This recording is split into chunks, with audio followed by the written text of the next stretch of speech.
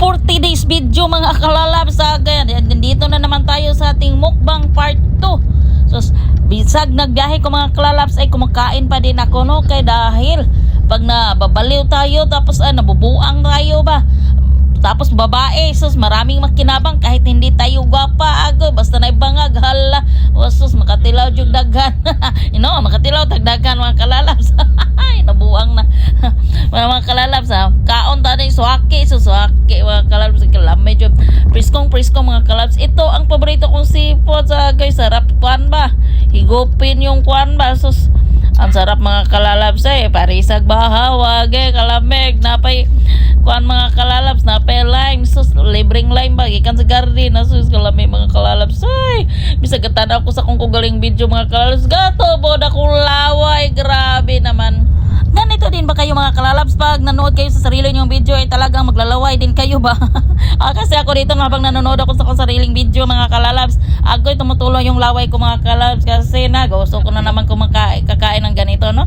So layo kasing bibilhan nito mga kalalabs, at saka ang mahal na nito mga kalalabs ay nana sa mga 40 na yung kuhan mga kalalabs. Itong saka maliit na pero maliit na bawnanan agoy naskang ko na, pero sa atin mga kalalabs ay yung mister ko maraming kakilala, sus pag nagbakasyon kami doon agoy pagkagising mga kalalabs ay meron ang hinahaambot, iwan ko sa Tagalog so anong Tagalog sa hinaha ay nako mga kalalabs.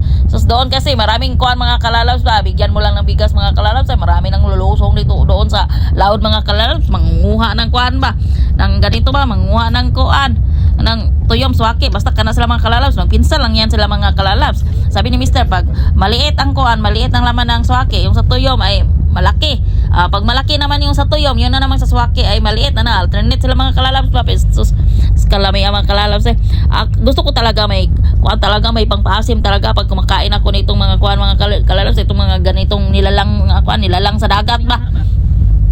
Sus grabe mga kalalabs, ayoko yung lang kuan kanang walang pangpaasim ba, gusto ko talaga may pangpaasim.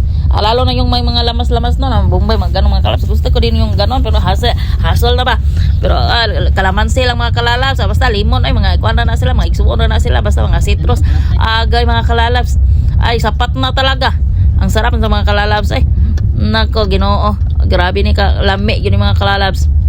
Paborito jud nako nin taon, sus kalame. So sobrang sarap at paborito ko itong mga kalalabs ay tinitilo ko talaga itong aking swaki at sa aking lemon ba kayo. Perfect match talaga kayo mga kalalabs. Kung mahilig ka kumain sa mga lamang dagat mga kalalabs, mag-comment ka dyan sa baba kung saan ito maabot ang aking video. Yan po mga kalalabs, thank you for watching. Amping mong tanan.